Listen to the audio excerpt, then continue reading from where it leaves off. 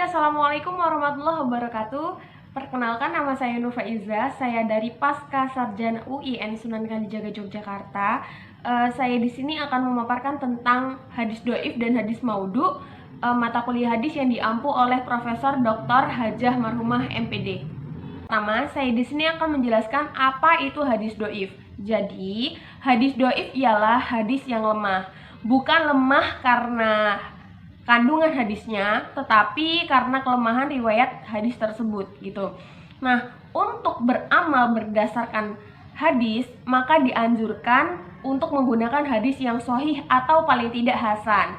Tetapi, jika terpaksa menggunakan hadis doif, maka perlu mendapat sandaran lain yang lebih kuat dari Al-Quran maupun hadis lainnya. Selanjutnya ada macam-macam hadis doif.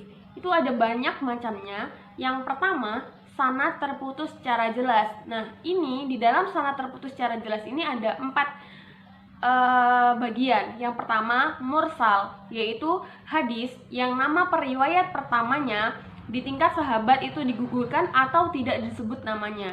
Kemudian yang kedua ada munaqati, yaitu hadis yang periwayatnya gugur atau disebut periwayat yang tidak jelas.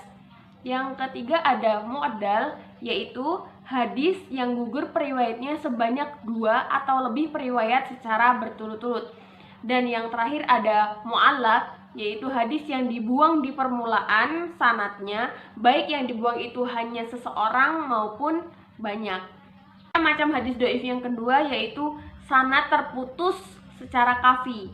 Nah, ini ada satu jenis yaitu disebut mudalas. Apa itu mudalas? Mudalas yaitu hadis yang disembunyikan aibnya. Nah, terus yang ketiga adalah al-rawi. Itu ada 2 jenis. Yang pertama, maudhu. Nah, maudhu itu adalah hadis yang dibuat atau seakan-akan itu hadis itu dari Rasulullah. Nah, terus yang keduanya ada matru, yaitu hadis yang ditinggalkan karena diriwayatkan oleh seseorang periwayat yang tertuduh dusta atau nampak kefasikannya. Terus macam-macam hadis doif yang keempat ada kedobitan. Itu ada banyak jenisnya. Yang pertama, mungkar, yaitu hadis yang hanya diriwayatkan secara sendirian oleh periwayat yang lemah dan periwayat lainnya tidak meriwayatkannya. Yang kedua, ada mu'allal, yaitu hadis yang mengandung cacat yang dapat menodai kesahihan. Yang ketiga, ada mudraj, yaitu hadis yang sanad dan matannya itu terdapat suatu tambahan. Kemudian ada maklub, yang keempat ada maklub, yaitu hadis yang terbalik pada matan nama seorang atau nasabnya dalam sanad. Kemudian ada yang kelima, mazid fi muttasil al-asanid, yaitu adanya penambahan periwayat tertentu dalam suatu sanad. Yang keenam ada mudorib, yaitu hadis yang di dalamnya masih terdapat perselisihan. Dan yang terakhir, yang ketujuh, yaitu syaz, yaitu hadis yang diriwayatkan oleh satu orang saja tapi pendapatnya itu disalahkan oleh banyak orang.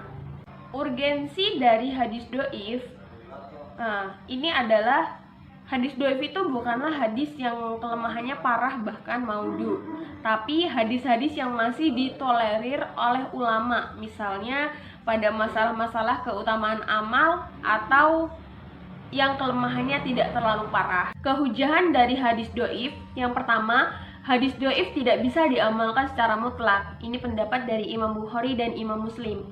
Yang kedua, hadis doif bisa diamalkan secara mutlak. Sebagaimana Imam As-Suyuti mengatakan bahwa Imam Abu Dawud dan Imam Ahmad keduanya berpendapat kalau hadis doif itu lebih kuat daripada ra'yi perorangan. Yang ketiga, hadis doif bisa digunakan dalam masalah fadail, mawaid, atau yang sejenis bila memenuhi beberapa syarat. Nah, Ibnu Hajar mensyaratkan hadis doif yang dapat diamalkan itu diantaranya yang pertama, doifnya tidak terlalu dan bukan periwayat pendusta. Yang kedua, hadisnya tidak keluar dari kaidah-kaidah Islam. Yang ketiga, mengamalkan hadis itu hanya untuk berhati-hati dan yakin bahwa hadis itu memang bukan hadis doif, bukan hadis sahih gitu. Dan yang keempat, hadis bukan mencakup masalah akidah dan hukum. Saya di sini mengambil satu contoh hadis doif, yaitu wasaumu nisfus sabri wat tuhurul iman, yang artinya puasa itu setengah kesabaran, dan kesucian itu setengahnya iman. Hadis riwayat At-Tirmizi nomor 3519 dan diriwayatkan oleh Imam Ahmad dalam musnad beliau rahimahullah lewat jalur periwayatan Juraisi An-Nadli dari suku Sulaim. Selanjutnya saya akan menjelaskan tentang hadis maudhu. Jadi hadis maudhu itu ialah hadis palsu yang seolah-olah disandarkan dari Rasulullah. Nah, di sini Subhi Al-Sholih keberatan dalam mengistilahkan riwayat maudhu ini dengan sebutan hadis, karena ia bukan merupakan hadis. Para pemalsu hadis membuat suatu matan dengan kemauan sendiri, dengan rangkaian mutiara kata indah, kalimat yang lengkap, dan peribahasa yang padat penuh arti, kemudian disusun dengan rangkaian sanad yang seolah-olah muttasil sampai kepada Rasulullah. Kemudian pembagian hadis maudhu itu ada 3 macam. Yang pertama, perkataan itu berasal dari pemalsu yang disandarkan pada Rasulullah. Yang kedua, perkataan itu dari ahli hikmah atau orang zuhud atau Israiliyat dan pemalsu yang menjadikan hadis. Yang ketiga, perkataan yang tidak diinginkan rawi pemalsunya, cuma dia keliru. Nah, jenis ketiga ini masuk hadis maudhu apabila perawi mengetahui tapi membiarkannya. Selanjutnya itu faktor penyebab maraknya pemalsuan. Nah, ini ada banyak faktornya.